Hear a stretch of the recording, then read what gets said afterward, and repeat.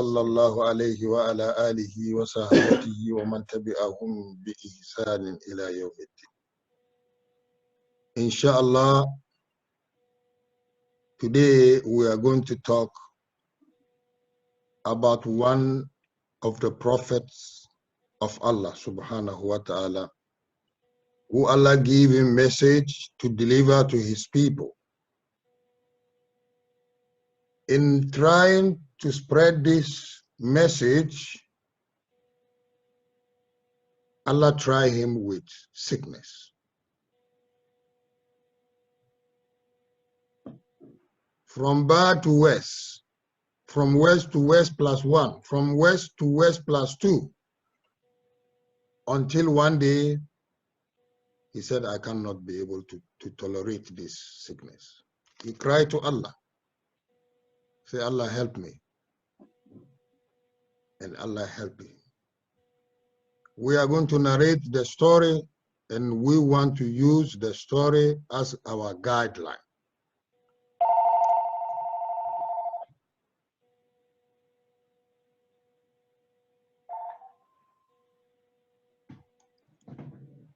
This prophet is called Ayyub. We are going to narrate a little story about him and the dua that he is making, and Allah move away the sickness from him. Alhamdulillah. Alhamdulillah. Alhamdulillah Rabbil Alameen. Adúpẹ́ fún Ọlọ́run Ọba. Alhamdulillah. Adẹ̀tún fi àtúndúpẹ́ lọ́dọ̀ Ọlọ́run Ọba lẹ́ẹ̀kan sí. Àtúndúpẹ́ ní ọ̀dọ̀ Ànábì lọ́dọ̀ Ọlọ́run Ọba sí. Àwa kí Ànábì wa Muhammad sallallahu alaihi wasallam, ẹni tí ìkẹ́ àti ìgẹ̀ tí ń bẹ fún, káwọ̀ tó máa ṣàlòyé kíkẹ́ mọ́ àgẹ̀ mọ́ wà fún. Ọlọ́run tó ti kẹ́ Ànábì Muhammad, tó dẹ̀ ti fún ní àlìjánnà kó tiẹ̀ tó kú láyé. So gbogbo ìtawà ń ṣe yẹn, tálá ń yóò wá Ànábì, a tún fi ń wá ojú kòkòrò oore lọ́dọ̀ Ọlọ́run ni. Ọlọ́run ti kẹ́ Ànábì bẹ́ẹ̀ tẹ́lẹ̀. Àwa dúpẹ́ lọ́dọ̀ Ọlọ́run fún gbogbo oore tí Ọlọ́run ṣe fún wa. A tún dúpẹ́ fún Ọlọ́run gbogbo ètò oore tó ṣe é fojú rí, àtèyí tí ò ṣe é fojú rí, àtèyí tí tá a mọ̀, àtèyí tá a mọ̀, àtèyí tó ṣe fún wa ń kọ̀kọ̀. Gbogbo ọ̀nà la fi ń gbà dúpẹ́ lọ́dọ̀ Ọlọ́run. Ọlọ́run Ọba mi kò ní bà ọpẹ́ wa jẹ́, kò ní bà ẹ̀yìn wa jẹ́. Ọlọ́run Ọba mi gbogbo wa lọ apá dúpẹ́ náà, àdìpẹ́lẹ́ oore Ọlọ́run á ṣe fún gbogbo wa. Tí ọ̀rọ̀ tó máa wá dá lé lórí lónìí, ó ní a fẹ́ sọ̀rọ̀ nípa ìtàn ìkànnì àwọn ànábì Ọlọ́run tí a ń pè ní ànábì Ayyuba, tí gbogbo wa mọ̀ sí Ayyuba. Tí a bá fẹ́ sórí lọ́gbà Ayyub, but Ayyuba ni gbogbo wa mọ̀ èdè náà sí. Tí Ọlọ́run rán sí àwọn èèyàn rẹ̀ kan, tí Ọlọ́run dẹ̀ wá fi àdánwò kan tó fi dé pé àdánwò náà àìsàn tó ní ìpele ni. Ṣé tí àìsàn tó bá kéré, a máa sọ pé orí fọ́ mi, ẹ̀dọ̀ ń dùn mí. Àìsàn tó ṣe pé ó wó mọ́lẹ̀ fún àyèmáyé ọjọ́, àìmọye ọdún, tó dẹ̀ jẹ́ pé àṣẹ ó ti wá gògò lẹ́mìí ẹ̀. Pẹ̀lú ẹ̀ náà kò fi sísin Ọlọ́run, kò jẹ́ kó jábọ́ lọ́wọ́ òun. Ó wá di ìgbà kan wá sọ pé Ọlọ́run bá mi eléyìí tó gẹ́. Ọlọ́run á fún ní àdúrà, àwọn náà àdúrà kan tí ó ṣe tó dọ̀run dẹ̀ fi yọ nínú àìsàn náà. So orúkọ ìdálẹ́kọ̀ọ́ wa lónìí wọ́n máa dá lórí ànábì Ayyub alayhi salatu wassalam. The person we call Ayyub, number one, is a prophet of Allah, messenger.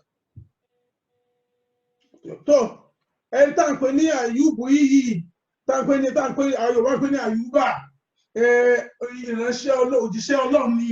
Ó wà lára àwọn tí Ọlọ́run rán sí ayé. Number two, Allah has blessed him, has given him money. Ọlọ́run wá kẹ́, Ọlọ́run tún gẹ̀, ó ní ìmọ̀, ó dẹ̀ tún lówó. He has a lot of houses. Ó ní ilé pọ̀ jàntìrẹrẹ. He has a lot of farms. Bẹ́ẹ̀ náà ló ní oko dáko lọ rẹpẹtẹ. He has a lot of small businesses. tún ní àwọn òwò kéékèèké tó tún ń ṣe lẹ́gbẹ̀gbẹ́. Many people are working under him. Àìmọye èèyàn ló gbà ṣiṣẹ́ tí wọ́n ń ṣiṣẹ́ tán ń jẹ lábẹ́ rẹ̀. And he's good person, is a good person. Ọlọ́run wa tún tẹ ọ̀dọ̀ ní kéèyàn olówó, ọ̀dọ̀ ní kéèyàn tún jẹ́ èèyàn dáadáa. Ọlọ́run fún un ní owó tó tún wá jẹ́ èèyàn tó tún wá jẹ́ èèyàn dáadáa. Ó ṣe ọmọlúwàbí sáwọn èèyàn. After the salary is given them, lẹ́yìn owó oṣù tó bá ń fún wọn fún iṣẹ́ tó ń ṣe, he used to give them money. Ó tún fún wọn ní ìtànpé ní tíìpù ní táwọn àwọn òyìnbó pè ní tíìpù. To help themselves. Láti fi lè ran kálukú wọn lọ́wọ́. To help their wives. Láti lè ran ìyàwó wọn lọ́wọ́. To help Àtàwọn ọmọ their wọn parents. àti òbí wọn àti gbogbo ẹbí wọn náà. And children. Àtọmọ wọn náà. Not only those who are working with him, when he heard someone is in problem, he used to visit him and give him something. Kò wá fi mọ ní àwọn tó ń bá ṣiṣẹ́ nìkan tó bá gbọ́ pé ẹnìkan ní wàhálà kan àbò ní ìṣòro kan á lọ bá ẹni yẹn á dẹ̀ gbogbo tọ́lọ́run bá ní kó tọ́lọ́run yàn á ṣe fún gbogbo owó ní o oúnjẹ ní o àbí gbogbo nǹkan bí tí ó ṣàfi tọ́lọ́run tẹ́ni yóò fi bọ́ nínú gbogbo ìgbèkùn tó wà. The kuffar of that time, àwọn kèfèrí ayé ìgbà yẹn, those who are making riba, they give you $1, they take $2 or $3. Àwọn tí ń ṣe àwọn sogúndogójì tí wọ́n ń gba àbẹ̀tẹ́lẹ̀ àti tí wọ́n ń ṣe òwò tí ò tọ̀tún sí Islam. They came together. They said, if we leave this man alive, we are not going to get money. We have to eliminate him. So, àwọn náà bá pètèpèrò.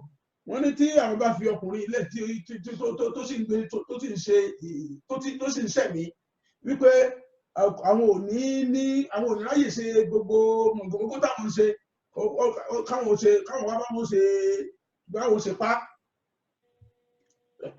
So they said, what are we going to do? Kí ni àwọn ará ṣe báyìí o táfi rí ọkùnrin yanjú? Let's go to this village. There is one big man there. He can make something to him to make him sick. He will never get help. So, a ní ẹnìkan tó wà ní nílùú òdìkejì tán lè lọ bá àwọn oníṣègùn ìbílẹ̀ tán tí ó ṣe pé tó wá sóògùn fún kò ní ìdùbúlẹ̀ àìsàn tó ṣe pé ló máa gbàbẹ̀ kú. Others said, let's go to this village. The man will come and choke him and kill him at night in his room, in his house.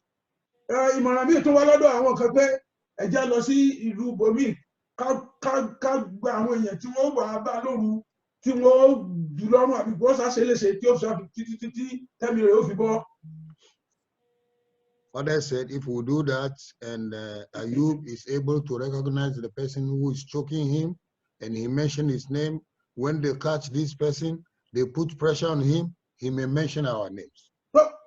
Lẹ́nu mi bá tó tako ìmọ̀ràn yẹn pé àmọ́ ilé sọ ìgbà tí ẹni tá a bá rán sí pé kó pa tí ibi tó bá ti fẹ́ mọ́ pé tí Ayyub tó bá lọ dá àmọ́ nǹkan tó lọ dárúkọ rẹ̀ kó tó kú tó wọ́n mọ̀ pé ẹni yẹn náà gbé orítọ̀ yẹn náà yẹn tó ẹnìkan ẹ má jẹ́ ká tó ipasẹ̀ yẹn.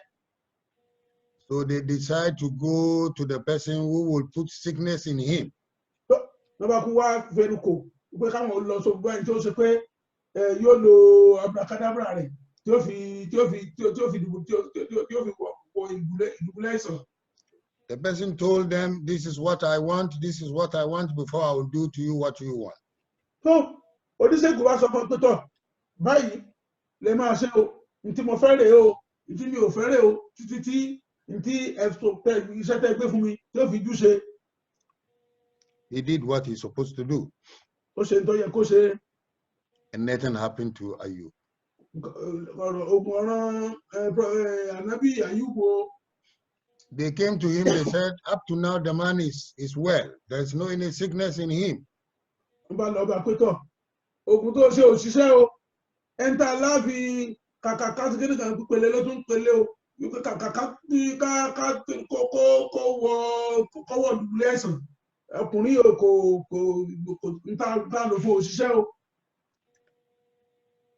old man said, get patient.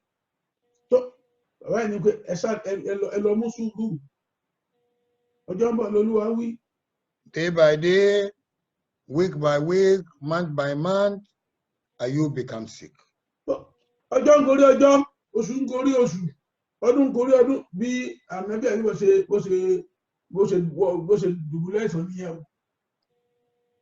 He became sick.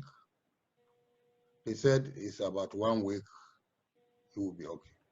So, when he got to about 2 ọ̀sẹ̀ kan, pé ó yẹ kó ti yanjú. He's still sick.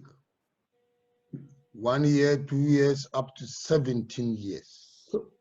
Ọdún kìíní lọ, ọdún kejì lọ, tó fi dídí ọdún 17.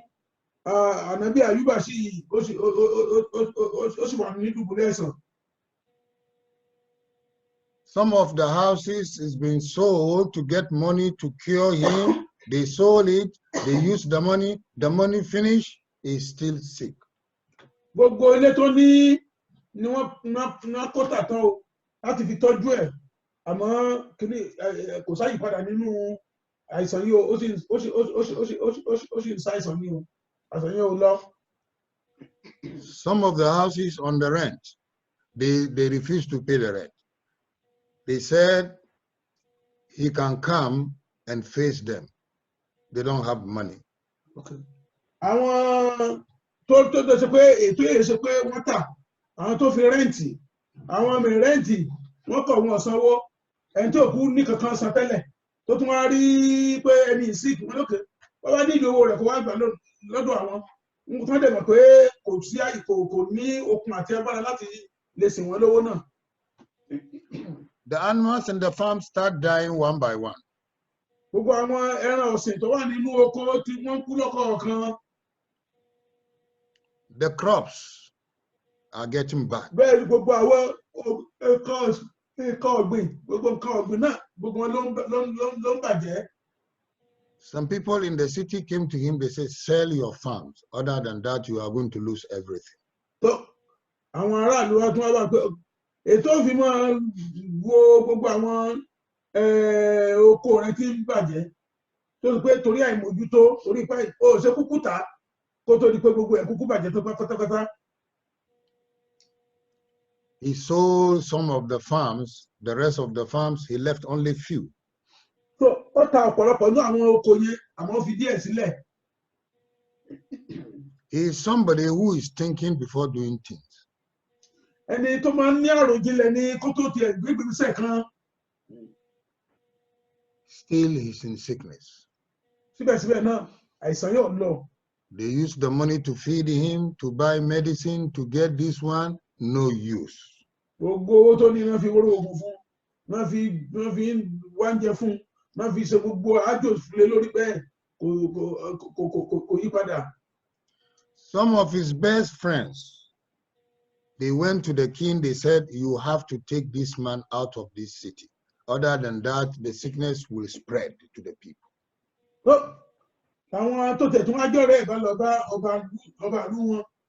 Wípé tọ́, ó rà pé ibi tí àìsàn bàbá yìí ń lọ yìí o, a ní láti gbé kúrò ní ìlú o, ká gbé lọ sẹ́yìn odi ìlú. Torí pé bàbá ṣe bẹ́ẹ̀ yẹn, gbogbo àrùn yìí kọ́mọ̀dì àjàkálẹ̀ àrùn tó ràn gbogbo èèyàn o. They move him to one of his farms. Wọ́n gbé lọ lákọ̀ọ́kọ́, wọ́n gbé lọ sínú àwọn ìkànnì àwọn oko rẹ̀ tí ò tí tà. And this Ayyub is having 4, some ulama say 6, some ulama say 8 wives. Ànábì Ayyuba ní ìtàn sọ pé ó ní ìyàwó, àwọn kan sọ pé 4 ni, àwọn kan sọ pé 6 ni, àwọn kan sọ pé 8 ni. When they reach, he asks them to stay in these huts, and then he will stay in this hut. They say, we are not going to stay in this hut. Ó sọ fún àwọn ìyàwó rẹ̀ pé tó bá wà nínú ahéré kan yìí o, kẹ́yìn náà wà nínú ayẹ́rẹ́ kejì àwọn ìyàwó sọ pé rárá ọ̀rọ̀ rí bẹ́ẹ̀. They said, we are tired of you for 17 years. And today you are going to separate and give us hut. 1, 2, 3, 4, 5, 6, 7 wives in this hut. We are not going to do that. We separate with you, no more marriage. So, wípé àti gbìyànjú tó láti ti bí ọdún mẹ́tàdínlógún tá a ti wà pẹ̀lú àìsàn rẹ̀ yìí wàá fẹ́ pín à lọ́tọ̀ọ̀tọ̀ ìkútọ̀ ètò àṣẹ pẹ̀lú èyí tó àkàlùkọ́ máa kọ́lọ̀ sẹ́mi lọ́tọ̀ọ̀tọ̀ báyìí. He stayed there. For a long time, they are carrying him, they are looking at him, they are giving him medicine. They went to the chief. They said if they didn't remove him from there, the sickness will come to the town again. So, wọ́n tọ́jú ẹ̀ kò gbogbo ẹ̀ náà àgùntàn pèsè ọ̀páṣọ ìṣẹ́dá ni. So wọ́n wá tún lọ bá ọba pé jáàtún nígbè kúrò nígbà yìí kí àrùn ọmọ lọ kọ́mọ lọ tàn káàkiri gbogbo òlu. The wife sold some of the goats, some of the cows to go and build a small house, interior of the jungle. So ni àwọn ìyàwó wọ́n ta díẹ̀ nínú gbogbo àwọn nǹkan ní ẹ̀ wọ́n láti lọ fi kọ́ ilé kan sí ẹ̀yìn odi nínú aginjù wọ́n lọ kọ́ ilé kan fún tí wọ́n gbé lọ síbẹ̀. They moved from the farm to the interior of the jungle. They stayed there. Wọ́n mú lọ sí aginjù gbó bẹ̀rẹ̀ tí lọ pé kó lọ máa gbé bẹ̀. Ayyub told his wife to let him lean on the wall to face Sharq, where the sun is coming. He wants to face there. So Ayyub sọ fáwọn ìyàwó ìpè kan gbé ń jókòó so that òun ò lè kọjú síbi tí oòrùn ti ń yọ ibùyọ oòrùn. And he started making zikr. A bẹ̀rẹ̀ sí ṣe àzíkìrì ló ń ṣe àdúrà ní kíkankíkan. Subhanallah wa bihamdihi adada khalqihi wa rida nafsihi wa zinata arshihi wa midada kalimati. Àdúrà tó gbẹnu ẹ̀ kan gbà ní Subhanallah wa bihamdihi adada khalqihi wa rida nafsihi wa zinata arshihi wa midada kalimati. Subhanallah wa bihamdihi adada khalqihi ورضا نفسه وزينة عرشه ومداد كلماته ولا حول ولا قوة إلا بالله العلي العظيم ولا حول ولا قوة إلا بالله العلي العظيم. He will keep doing this one from the morning until noon. Yóò ṣe àdúrà yóò tẹnumọ́ títí láti ìdájí ìdájí títí di ìgbà tó òun bá yẹrí níbi tó aago 12 ọ̀sán. And the wife will ask him, are you hungry? He will say yes.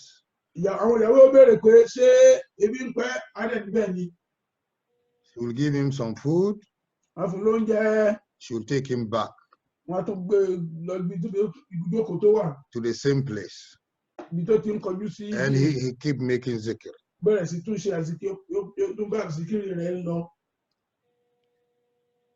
have been doing the same method for another 1 year.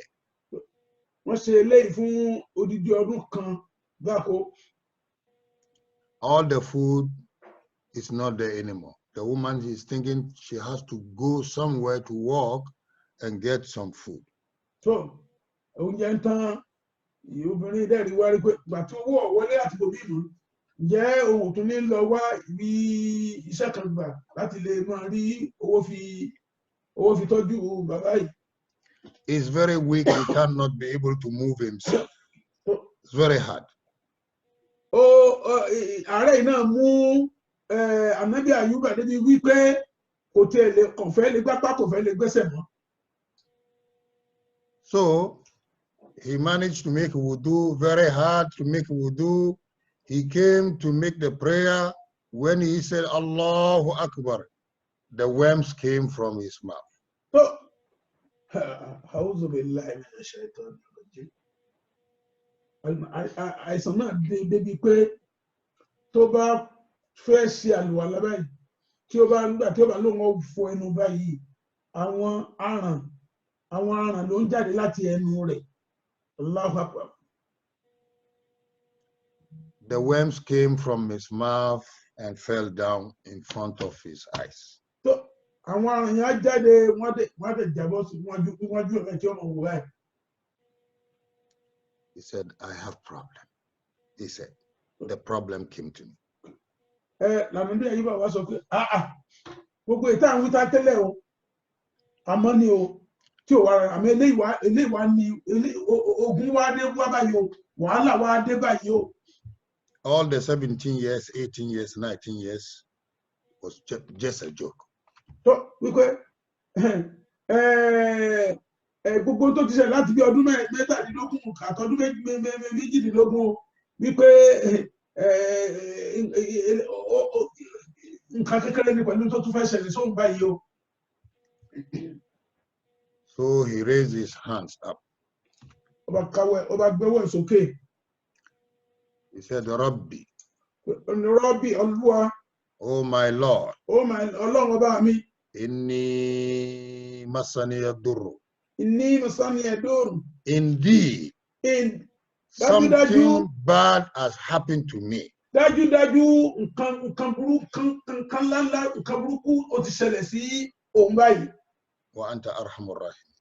So, Bonike.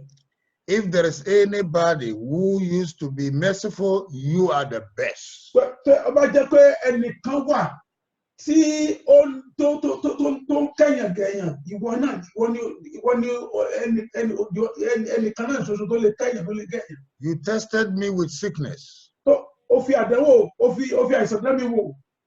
I'm very, very, very, very patient with it. Pẹ̀lú ẹ̀ náà mo ní sùúrù pẹ̀lú àdánwò náà. Because I can mention you, I can remember you, I can make it secure. Torí wípé nígbà tó ṣe pé gbogbo àṣẹ tó ṣe mí náà kò kọ́ kí n lè ṣe àsíkiri, kò kọ́ kí n lè dárúkọ ọ̀rẹ́ Ọlọ́run ọba mi. But today you give chance to worm to eat my tongue. Ibi ètò á ṣẹlẹ̀ lónìí tó ṣe pé ó tún wá gba àwọn worms láti tún wá kó wá bá àwọn mi jẹ́ tí mo fi ń ṣe àsíkiri fún ẹ. How can I mention you? Ọ̀nà tí wọ́n tún máa lè dárúkọ Ọlọ́run tí wọ́n tún lè mọ̀ ṣàsíkiri bí mo ṣe ń ṣe tẹ́lẹ̀ nígbà tí gbogbo àwọn ajẹrẹ ìbàjẹ́ gbogbo àwọn mi tán. Mentioning you is most important to me. Dídárúkọ rẹ àti yíyìn ẹ àti àṣẹ àsíkiri sí ẹ ó jẹ mí lógún ju gbogbo nǹkan mi lọ. If I'm mentioning you, all the trees here, they are mentioning you. They are praising you. Gbogbo àwọn igi tó rọ yíká mi báyìí gbogbo wọn ló ń dárúkọ. All the animals come closer to listen to my mention. Gbogbo àwọn ẹranko gbogbo wọn ló yí mi ká tí wọ́n ń ṣe pẹ̀lú tí wọ́n ti dákọ̀ rẹ báyìí. But you give the worms chance to eat my tongue. Ó wá fún àwọn ekòló ní ààyè láti wá jẹ àwọn mi. I'm begging you Ọlọ́run mo bẹ̀ ẹ́ o. To have mercy upon me. Jọ̀ọ́ ní ṣàánú mi o. Take these worms away from me. Ìjọba mi kó gbogbo àwọn tó fẹ́ jẹ mí láwọn yìí tí mi ò fi nílé dárúkọ rẹ mọ́. Even if you don't want to return my health back to me, save me with this worm so that I can be able to breathe. Títí lálàáfíà fún gbogbo tó ti wà tẹ́lẹ̀. Àmọ́ tí àwọn ìṣe o, tó ṣe pé òun ni mo fi ń sìn ọ́, òun ni mo fi ń ṣàṣíkiri, tí àwọn tí mo lè pè ní aládùúgbò mi nìsín ni làwọn igi. Àwọn tí mo lè pè ládùúgbò mi nìsín, òun làwọn ẹranko tó ṣe pé gbogbo tó bá ti ń dárúkọ rẹ ni wọ́n ń gbọ́. Tí ìgbà tó wá lè dárúkọ rẹ máa ń gbọ́, ta ni ó tún máa bá mi gbé? Ta ni ó tún máa forí bá fún pẹ̀lú gbogbo bí mo ṣe ń ṣe pẹ̀lú èyí Ọlọ́run mi wọ́n gba àwọn ìní ẹ̀ lára àti Ọlọ́run wọ́n bá tiẹ̀ fún mi gbogbo àlàáfíà sẹ́ àní àwọn ìṣẹ́ wọ́n gbà lára mi. The wife came to him. She said, I want to go to the town to have some little job and I get some money to buy food and bring it here, please. ìyàwó ẹ̀ bá lọ bá pé tó jọ ọkọ mi baálé mi mo nígbà tí gbogbo nǹkan ti wá tán báyìí o mo ní láti lọ síta láti lọ wá iṣẹ́ kan tí máa ṣe tí mo máa fún mi ní owó so that èmi náà fi lè máa ra nǹkan wá sínú ilé nígbà tí gbogbo nǹkan ti tán báyìí. He said to her, you are not the one to go for food for me. I am the one to go for food for you. Ní Ànábì Ayyub wá sọ pé ìwọ kọ́ lọ ọ̀tá lọ́mọ wá oúnjẹ fún mi. Èmi ni màá lọ ọ̀tá lọ́mọ ló jẹ́ kí n lọ ọ̀tá mọ́ lọ wá oúnjẹ fún ẹ. She said to him, my husband, I know this. You have been doing this for quite long. But now the people hate you. They move you from the town to the village, to the farm, and to this place. If they see you, they are going to harm you. So, gbogbo ọkọ mi, ó ṣe olówó orí mi. Àmọ́ ọ̀ràn ti bí a ṣe dé bí báyìí. Orí wípé wọn ò fẹ́ràn rẹ bí gbogbo àrùbá kálukú láti sá fún ẹ pé kí àjàkálẹ̀ àrùn yìí kọ́mọ́jà sórí àwọn iná fi mú ọ wá síbi tí kọ́kọ́ wà títí débi tí àjọ wà nínú àjèjì yìí. Tó bá rí ẹ ta wọ́n lè fẹ́ ṣe é léṣe o wọ́n lè gbìmọ̀ràn láti pa ẹ́ àti láti ṣe ọ̀tá àti láti ṣe é ṣùtá so kó o tún eléyìí dárò ọkọ mi. She came to him, she kissed his head, she said, please, let me do what I'm supposed to do, please. Ìyàwó ẹ̀ ó tún tọ̀ ó fi ẹnu kò ní orí pé kó jọ kó jẹ́ kí òun ṣe tó ń fẹ́ ṣe yìí kó káyọ̀ bá tún lè rọrùn fáwọn. She left him, she went to the town. She asked those who need some job to wash clothes or to do some job in the house. She did. They give her money. She bought food. She bring the food home. Ló bá bọ́ síta ó lọ ṣiṣẹ́ yìí ó lọ ṣiṣẹ́ ìfọléfọlé fawófawó wọ́n ṣàṣàwó fún un ó fi lọ ra oúnjẹ ó gbé wá sínú ilé.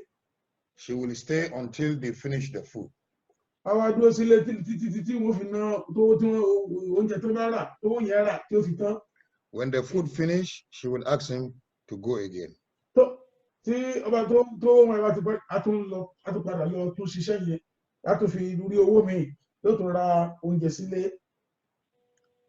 For about 40 days, the people of the town said, this woman is bringing sickness in this town. We should eliminate her not to come here again.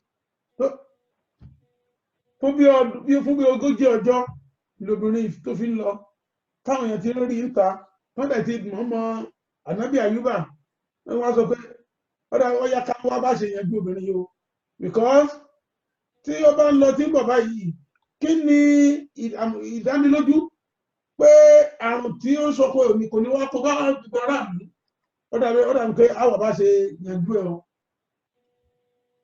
One day she came, they said no job. She went here, they say no job. They went here, she said no job. She went to a certain man, he looked at her, he said, you are beautiful. If you can cut your hair for me, I want to use your hair to make something and sell it to the women. So if you can give me your hair, I will give you some money. Ó lọ kó tójú bọ gbogbo omi títí ṣiṣẹ́ tẹ́lẹ̀ gbogbo wọn ń tọ́ pàrọ̀ fún iṣẹ́ mọ́. Ń gbọ́ sáyà ó rìnrìn ó délé olówó kan. Ìyẹn sọ wípé ọwọ́ ọmọbìnrin ló rẹwà tó báyìí. Tí mo lè ṣe fún ẹ ní wípé tí irun orí rẹ tí bá lè gé ká fi ṣe àwọn nǹkan tí yóò mú owó wá tó òun wá lè fún ẹ ní o lè rí bẹ́ẹ̀ máa rí owó gbà. She has a long hair from here up to the butt. She has a long hair. Wọ́n ní irun arábìnrin yìí ó gùn débi láti orí títí dé ibi ìbára yìí. So she showed him where he's supposed to cut so that the rest will grow. Ó ṣàfi ibi tí wọ́n gé so that ìtẹ̀mọ̀ pé irun bá ti tó bá yẹ ìwọ̀n tó gúgú padà. He cut it and then he gave her some money and then she bought the food, she went home.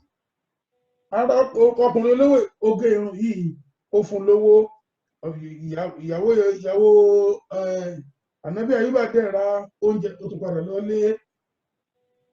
When she entered, she gives salam to him. He returned the salam. He was looking at her. He found out she's not the person who is his wife. Gbà tó ṣe tó wọnú ilé ó sálámà sí ànábì Àyùbá ìyẹn wò pé ṣé ìyàwó òun lélẹ̀ àbẹ́lòmíì ó rí pé nǹkan kan ti yàtọ̀ lára obìnrin yìí. He said, will you remove your scarf? I want to see your face, please. Ó ní yọ gbogbo ní ìjáàbù tó fi síwájú kó yọ kó níwájú òun fẹ́ rí ojú ẹ̀ gangan. She put the hijab down. He didn't see the hair. Bí arábìnrin ṣe bó ṣe yọ ìjáàbù kúrò lójú ànábì Àyùbá ò rí irun rẹ̀ mọ́. My dear sister, where is your hair? Arábìnrin kó ló gbé ibo ní irun ẹ̀ wà. I cut it. I give it to somebody to give me money to buy the food and bring it here. Tó nígbà gbogbo ojú ọ̀rọ̀ tí ojú ọjọ́ ti yípo òun láti nìkan gé irun yìí kí n fi bá rí sowó kí n fi lè rán oúnjẹ wá wọn nígbà tá àrígbó tá àti orí nǹkan gbogbo àwọn tí mo ti lọ ṣiṣẹ́ tẹ́lẹ̀ gbogbo wọn ni ò fún mi iṣẹ́ mọ́. He said, if I live longer, I will whip you of these bad things that you did. I don't like it. When you have a problem, you don't have the money to buy, you come and tell me, and we raise to Allah. We don't sell our property, which Allah subhanahu wa ta'ala has given us. We don't do that. If I live longer, I'm going to weep. I'm going to cane you. Tí Ọlọ́run bá ń fún mi ànábì Àyùbá wá bínú sí ìyàwó ẹ̀ pé tí Ọlọ́run bá fún mi ní tí Ọlọ́run má jẹ́ kí n máa ṣe ẹ̀mí tí mo ní agbára mi padà ọmọ máa dáṣẹ̀ rí ìgbésẹ̀ tó gbé máa dá fún ẹ. Ọmọ pọ̀ lówó lọ́wọ́ kí ló dé tó wà bá mi àwọn òfin bá ti ṣọ́ọ̀dẹ̀ sí mọ́ kí ló dé tó wà bá mi tí bá ti pé ìwọ gan tẹ́lẹ̀ mo ti lòdì sí pé kí n wá kó lọ gbaṣẹ́ kan gan tẹ́lẹ̀ bọ̀ tí nígbà tó ètò ìwà máa ta ara rẹ láti lè lọ rí owó eléyìí ó burú jáì tí Ọlọ́run fún mi lẹ́mìí o màá dáṣẹ̀ rí ààrẹ fún ẹ. He did not talk to her. He became quiet. Kò bá yàwó ẹ̀ sọ̀rọ̀ mọ́ ó di pé wọ́n yanjì. Until the following day, títí di ọjọ́ kejì. She came to him. She said, I want to seek permission. I'm going to find some job to get some food back. Tó lọ bá ọkọ rẹ̀ níjọ́ kejì pé tó mo tún fẹ́ lo oko wíwáṣẹ́ kiri o táfi lè rí oúnjẹ rà tí máa fi lè. He pulled her towards him and he prayed for her. So ànábì Àyùbá gbé ó fà mọ́ra ó ṣàdúrà fún. And she left. Ó bá jáde. After some few hours, somebody came and knocked the door. Láàrin ìgbà tí ìyàwó ti jáde tán láàrin bí wákàtí méjì mẹ́ta. At that time, ẹnìkan bá kànlẹ̀kùn. he was laying on his bed. Ìgbà ànábì Àyùbá ó sùn sórí ibùsùn rẹ̀. A man entered. Arákùnrin wọlé.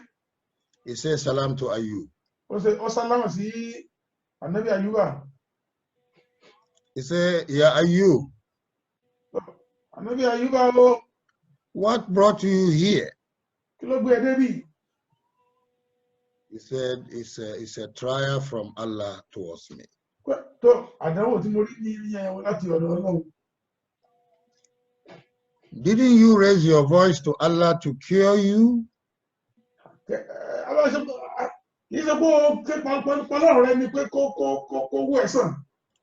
He said, I did it. I know Allah listened to me. And he put me to trial number 2.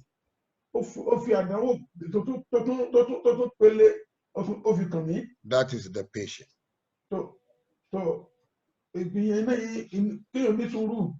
and I'm patient. Mo dẹ̀ ní sùúrù tó. He will attend to me, inshallah. Wọ́n mọ̀ pé dájúdájú Ọlọ́run á gbọ́ tèmi, Ọlọ́run á ṣe tí mo fẹ́ fún mi. The man said, can I help you? Okay. Arákùnrin wa bẹ̀rẹ̀ pé sọ fẹ́ kí n ràn ẹ́ lọ́wọ́. He said, if you are from Allah, you are welcome. If you are not from Allah, I don't need it.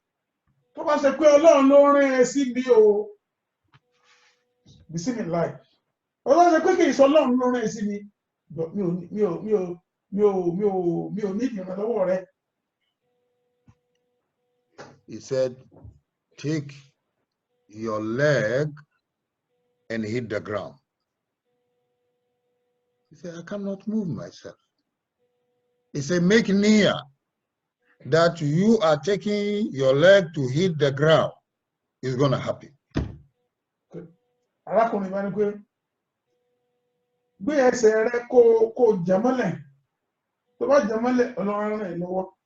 Ní ànábì àgbà sọ pé mi ò lè gbápá, mi ò lè gbẹ́sẹ̀, bó ni mo ṣe fẹ́ ẹwọ́ àgbọ̀ ẹsẹ̀ ò ṣe é gbé, bó mo ṣe fẹ́ fi gbálẹ̀. Arákùnrin wa sọ pé bọ́ọ̀ bá lè ṣe physically kó ní àníyàn pé ó gbé ẹsẹ̀ yìí ó jẹmọ́lẹ̀, Ọlọ́run á dẹ̀ ti bẹ̀rẹ̀ lọ́wọ́. Nabiyullah Ayyub make intention, and he wanted to move his leg. The leg moved from the bed to hit the ground. Yáà ní ànábì àgbà ṣe dàníyàn, bẹ́ẹ̀ ni ẹsẹ̀ rẹ̀ ṣe é gbé tó fi gbálẹ̀. And the water started pouring from the ground. Kí ló fi ẹsẹ̀ gbálẹ̀ tó báyìí ni omi bá ń jáde láti lẹ́lẹ̀. Ayyub was looking at the water, and the man said, calm down. Take the water and drink it. Use some of the water to wash your body. Arákùnrin bá sọ pé wá sísàlẹ̀ kó bọ́lẹ̀ kó bù lára omi yìí kó mú kó tún lára omi yìí kó fi fọ ara rẹ̀. Ayyub make an intention that he want to drop himself in the water. He found himself in the water. Bí ànábì Ayyub ṣe tó ṣe dàníyàn ní pé tó láì ní lè gbé ẹsẹ̀ fúnra mi, lè gbọ́wọ́ fúnra mi, àmọ́ mo dàníyàn kí n lè gbé ara kí kára mi ó ṣe é gbé wọnú omi nígbà tí ó ṣe kábíkáfọ̀ nínú omi lọ́ba ara rẹ̀. He drank the water. Ó mu omi yìí. He used some of the water to take bath. Ó bá tún fi lára omi yìí, ó tún fi wẹ̀. All the limbs, anything that deformed in his body is wiped out. Gbogbo nígbà tó ṣe léyìí, gbogbo àléébù ara rẹ̀, gbogbo tó ti sọdọ́ sí gbogbo ọwọ́ rẹ̀, bí Ọlọ́run ṣe bó ṣe parẹ́ mú nìyẹn. And the man asked him to have patience with his wife. Arákùnrin náà wá sọ pé kó ní sùúrù pẹ̀lú ìyàwó ẹ̀ o. And he said, Ma salama, he left. Ni arákùnrin bá ṣe bá sáláwọ̀ sí ló kúrò. The thing happened to Ayyub is like he's dreaming. Bí kò ṣe pé ànábì Ayyub bí ẹni pé ó ń lábàá ní gbogbo ṣe jẹ́ sí ló ṣe rí sí. He came down from his bed. Ó bọ́ sílẹ̀ látòrí bẹ́ẹ̀dì yẹn. He walked through. Ó rìn káàkiri. And he went out. Ó bá jáde nínú ilé. More than 2 years, he didn't go out. Láàárín fún ọdún méjì gbáko àti tó ṣe kọjọ ọdún méjì ni ò lè jáde tẹ́lẹ̀ o. He walked in the area from the jungle to the open place. Láti inú aginjù yìí ó jáde, ó rìnrìn jáde wá síbi tí afẹ́fẹ́ wà. He's just going. He found one big stone, so he sat on the stone. Ó rìnrìn ọkàn òkúta kan tó tóbi, ó jókòó lórí ẹ̀. He's praising Allah. Ó ṣàǹṣàdúrà, ó ṣàṣìkiri fọ́lọ́run. Subhanallahi wa bihamdihi adada khalqihi wa rida nafsihi wa zinata arshihi wa midada kalimatihi. Baba Mori Subhanallah wa bihamdihi adada khaliqihi wa rida nafsihi wa zinata arshihi wa bidada kalimatihi. After a while, all the plantation there, they start saying the same thing. Kó wí tán báyìí tán ni. Gbogbo àwọn koríko tó wà ńbẹ̀, gbogbo àwọn igi tó wà ńbẹ̀, bọ́nà ṣe bẹ̀rẹ̀ sí ṣe Subhanallahi wa bihamdihi adada khaliqihi wa rida nafsihi wa zinata arshihi wa bidada kalimatihi. After a while, all the animals start repeating the same tasbih. Bó ṣe ń sọ bó ṣe ń ṣe àṣíkiri ìlọ́bẹ̀ náà ni àwọn gbogbo ẹranko tó wà níbẹ̀ náà làwọn náà ṣe tẹ̀lé. He sat down there, looking at the nature, enjoying good looking. Ó ṣáájú kó bẹ́ẹ̀ níwọ̀ àyíká rẹ̀ nínú ẹ̀dùn. Until his wife returned back from the town to enter to the hut, she couldn't find him. Níbi gbogbo àti gbogbo ilé ìṣẹ̀lẹ̀ lọ́wọ́ ìyàwó rẹ̀ ti ìgboro dé, orí pé kò mọ̀ bá lórí ìjókòó. But she found water. But ó rómi. She couldn't find her husband. Kò rọ́kọ. She came out. Bàbá jáde.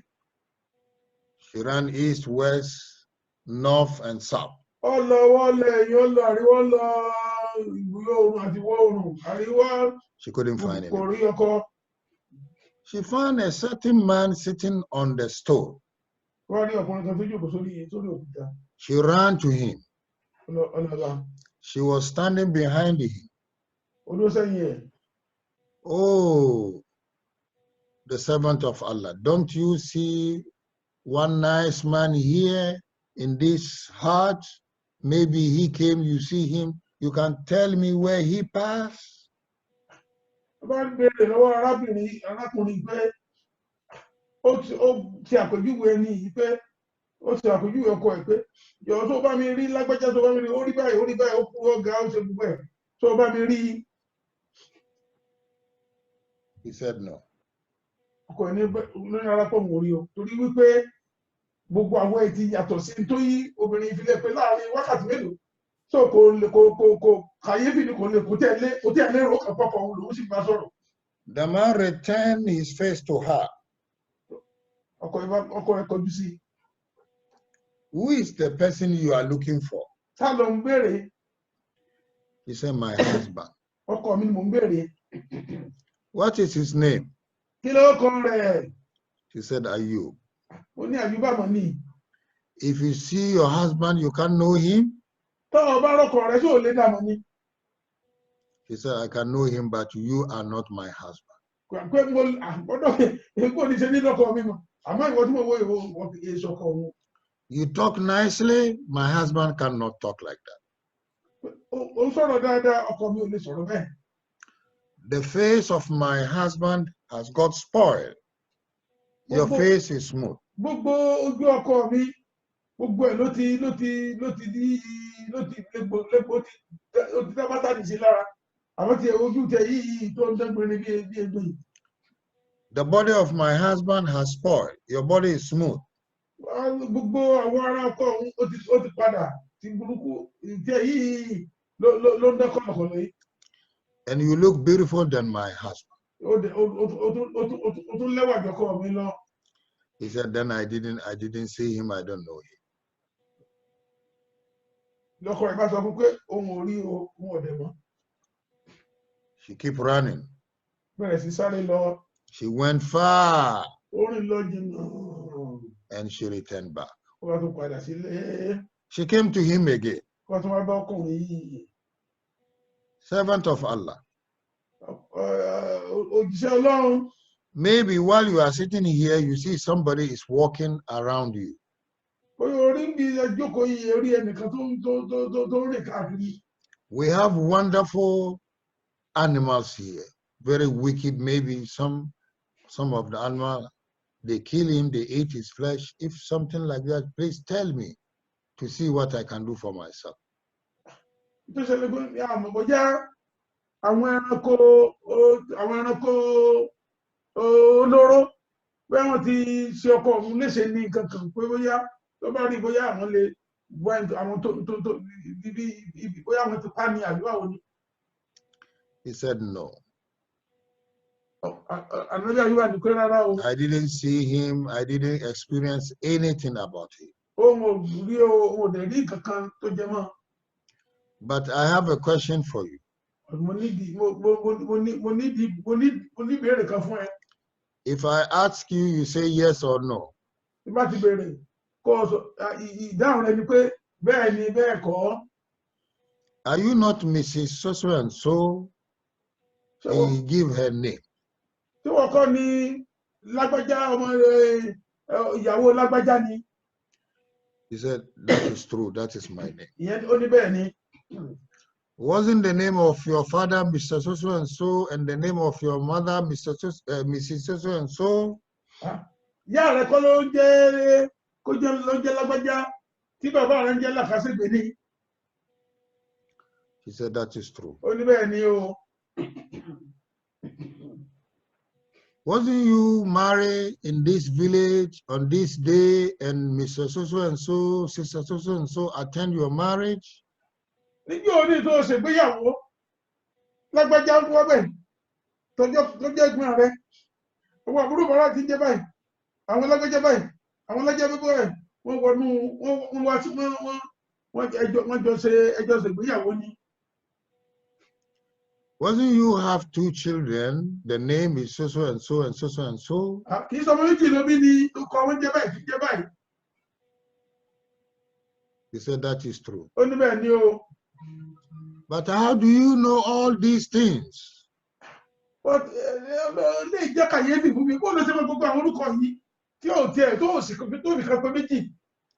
He said, a part of your husband who will know this information. Tí o bá sọkọ rẹ ta ló kó tó lè ní information tó lè ní gbogbo information yìí tí o bá sọkọ ẹ. I'm really your husband. Èmi gan lọkọ rẹ o.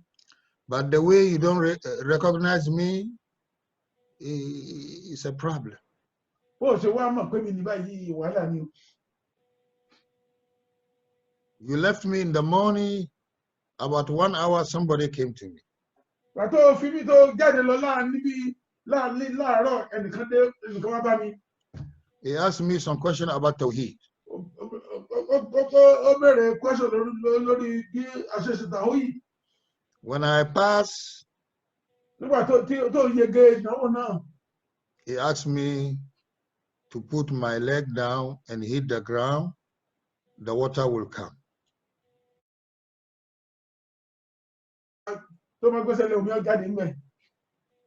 I did it and the water started coming.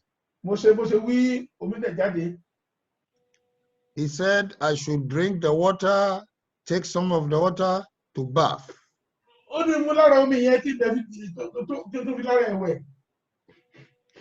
And then everything get away from my body, from my face.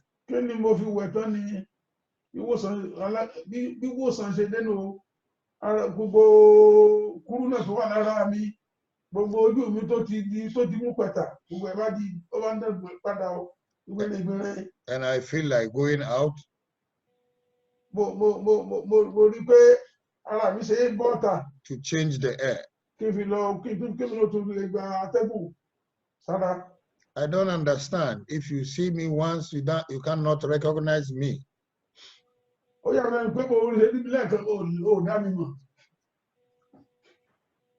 She came and hold him and hug him and give praise to Almighty Allah.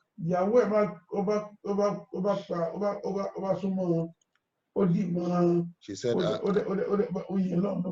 I brought some food. Let's go so that we can eat.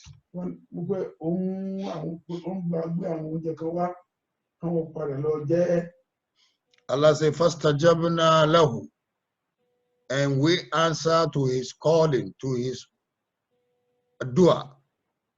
He called, we answer him. Ọlọ́run sọ pé tó, Ànábì Ayyub pé a sì jẹ́. Wa ataynahu ahlahu. and will bring his family back to him. Àtúwádá gbogbo àwọn ẹbí ẹ̀ padà. Rahmatan min indina. Bless from us, Allah. So àwa la ní ìkẹ́ àti ìgẹ̀ lọ́wọ́. Wa dhikra lil abidin. And to be remembrance to those who are worshiping Allah with sincerity. So àti fún àwọn tó ń sin Ọlọ́run pẹ̀lú tọkàntọkàn. While they were sitting down enjoying, they found people, they carry somebody, they are running away to take him to another village. Ibi tó ti ń jẹun tó ti ń yọ̀ lọ́wọ́, wọ́n rí àwọn aráàlú tó gbé ẹnìkan tí wọ́n ń gbé lọ síbòmíì. The wife said, what matter?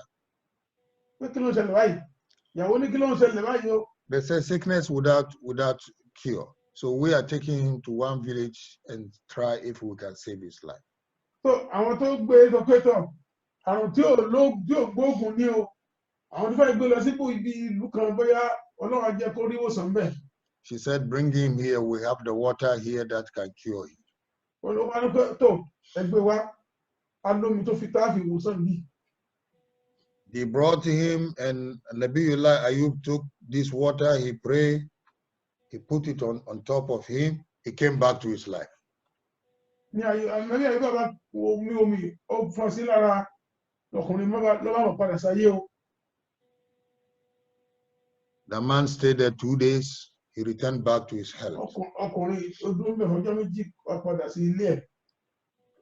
He said to Ayyub, what thing you want? What do you want from me? I'm rich man. Wọ́n bí ànábì Àyùbá pé kí ló fẹ́ látọwọ́ mi? Owó ìlera ní òsítẹ́lẹ̀ owó wà. He said, whatever you give. Ànábì Àyùbá ní pé tó bá mú wá náà ni màá gbà. He brought camel, he brought cows, he brought sheep and goats in large number to give it to Ayyub.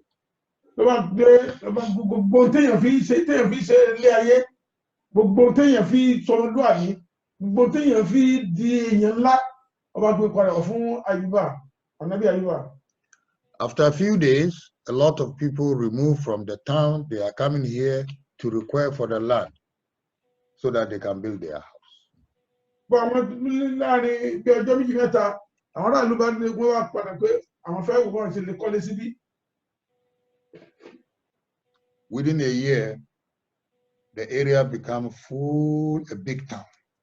Nígbà ìfipá fún ọlọ́dún kan, agíjú yóò ní, ó bá ti dìlú ńlá o. The place became a big town. Ilé ìbẹ̀ bá di ìlú ńlá o. Call it Balad Ayyub, the city of Ayyub.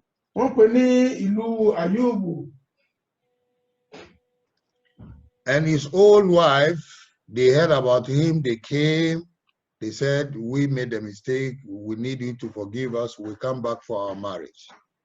Àwọn obìnrin tó ti lọ tẹ́lẹ̀ ní bá padà, wọ́n bá bẹ̀rẹ̀ sí ibẹ̀ pé ẹ dákun ẹ gbà mí, mo ti lọ tẹ́lẹ̀ dákun mo fẹ́ padà wá, àti fẹ́ padà wá mọ́ ṣe tọkọtaya o. He said, you should go out and sit down and call my only one wife to come in. Bó ní kí wọ́n jáde, kí wọ́n pe ìyàwó òun ẹyọ kan tó kù lọ́nà òye, kan kò wọlé wá. My dear wife, ìyàwó mi àtàtà, you have seen your sisters outside. O ti ráwọn orogún rẹ̀ ń ta. They came here, they are pleading to me to let them be my wives again. I'm not the one who asked them to go. They forced to go by themselves.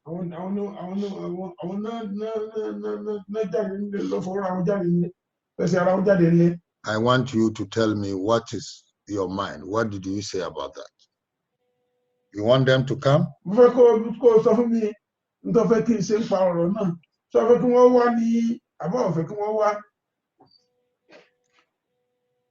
She said, that is your matter.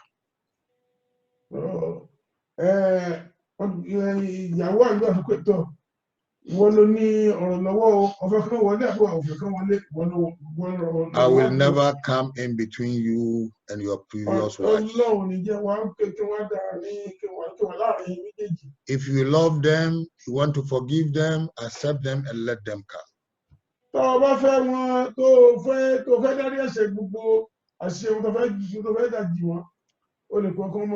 But don't ask me.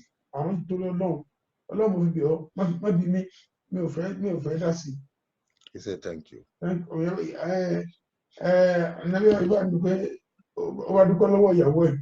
You can go out and call them.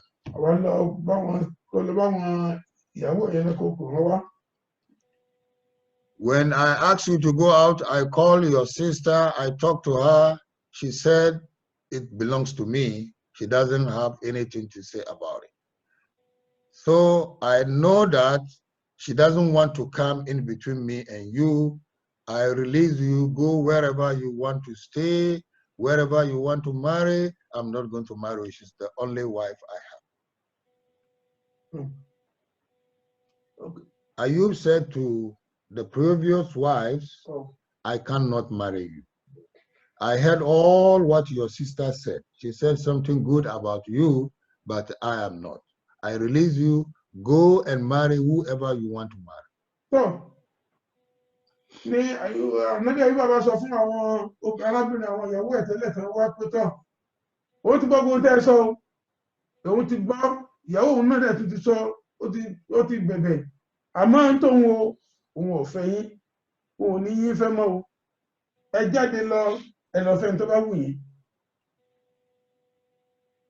from this story, you can see how patient Ayyub is or was.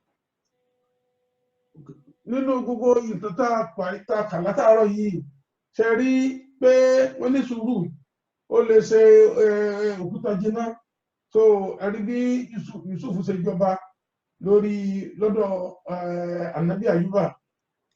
And Ayyub has given us a strong prayer to be praying when we are in sick. So, Ànábì Ayyuba ti fún wa ní àdúrà tá a lè máa ṣe nígbà tá a bá tí ó bá rẹ̀ wá tí àìsàn bá ṣe wá. Bismillahirrahmanirrahim. وأيوب إذ نادى ربه أني مسني الضر وأنت أرحم الراحمين. You keep saying this ayah. وأيوب إذ نادى ربه أني مسني الضر وأنت أرحم الراحمين. Either 3 or 5 or 7 or 11. Ayyuba is not the one way tí irú nǹkan báyìí bá ṣẹlẹ̀. Káwọn sọ pé Ayyuba is not the rabbahu anni masani aduru wa anta arhamur rahimin. Bí ó kéré pátápátá bí ẹ̀mejì. If you get 3 or 5 or 7 or 11, then you say fastajabna lahu fakashafna ma bihi min durrin.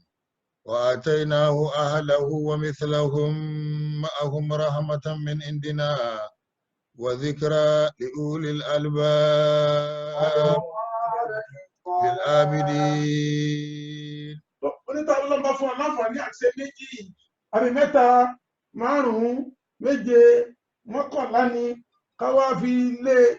كان يقول وأيوب إذ نادى ربه أني مسني الضر وأنت أرحم الراحمين فاستجبنا له فكشفنا ما به من ضر وآتيناه أهله ومثلهم رحمة من عندنا وذكرى للعابدين. Àlèkọ́jáde tí kálukú lè kà lórí tó dàtẹ̀ yóò fi dùn mọ́rin lẹ́nu. Ó wà nínú ìwé kejì tá a fi ń ṣe àdúrà ló parí ìwé tá a fi ń ṣe àdúrà tó bá ké tó dànù kútùbà tá a fi ń tàǹké lẹ́yìn tí a bá ṣe 99 days of Almighty Allah tán. You have a container or a new glass, you put water inside, you put it in front of you and you start making this zikr. When you finish, you make 3 times inside the water. Tí ẹ bá ti kó yẹn tán, ó bá ṣe pé omi lẹ gbé síwájú, kẹrọ bí ìgbà tí ẹ tutọ́ sí omi lẹ́ẹ̀mẹ́ta. You drink, the rest of them, you wash your face, your head, your body, inshallah, the sickness will go. So, kẹ́ẹ̀bù mú, kẹ́ẹ̀fi fọ́ gbogbo ara ní agbára Ọlọ́run ní àtìlẹ́yìn Ànábì, gbogbo àrùn tó bá ń ṣe wá náà yóò lọ ni. May Allah subhanahu wa ta'ala have mercy upon us. Kí Ọlọ́run bá mi kó ṣe àánú wa, kó ṣe ìkẹ́ àtẹ̀gẹ̀ fún wa. May Allah come in between us and virus corona. Kí Ọlọ́run ọba kó bá ta gàgá láàrin wa àti coronavirus. They never come to us. Ní agbára Ọlọ́run ní àtìlẹ́yìn Ànábì, Ọlọ́run jẹ́ kó tiẹ̀ kàn wá, kò ní kan lé wa, kò ní ẹni tá a mọ̀, kò ní pàdé ètì kan. Ọlọ́run bá mi ó fún ọ lálàáfíà. Àwọn tó wá tí wá gbàgbẹ́ lọ jẹ́ pé Ọlọ́run bá mi ó fún ọ ní Jannah Firdaus, inshallah. We will never cross his line and get into it. Ní gbàgbára Ọlọ́run tẹ̀ já kásúmọ́tò sí ibẹ̀ débi pé ó máa kàn wá. وأيوب إذ نادى ربه أني مسني الضر وأنت أرحم الراحمين فاستجبنا له فكشفنا ما به من ضر وآتيناه أهله ومثلهم معهم رحمة من عندنا وذكرى للعابدين ربنا ظلمنا أنفسنا وإن لم تغفر لنا وترحمنا لنكونن من الخاسرين ربنا ظلمنا أنفسنا وإن لم تغفر لنا وترحمنا لنكونن من الخاسرين ربنا آتنا في الدنيا حسنة وفي الآخرة حسنة وقنا عذاب النار آمين سبحان ربك رب العزة عما يصفون وسلام على المرسلين والحمد لله رب العالمين. Alhamdulillah.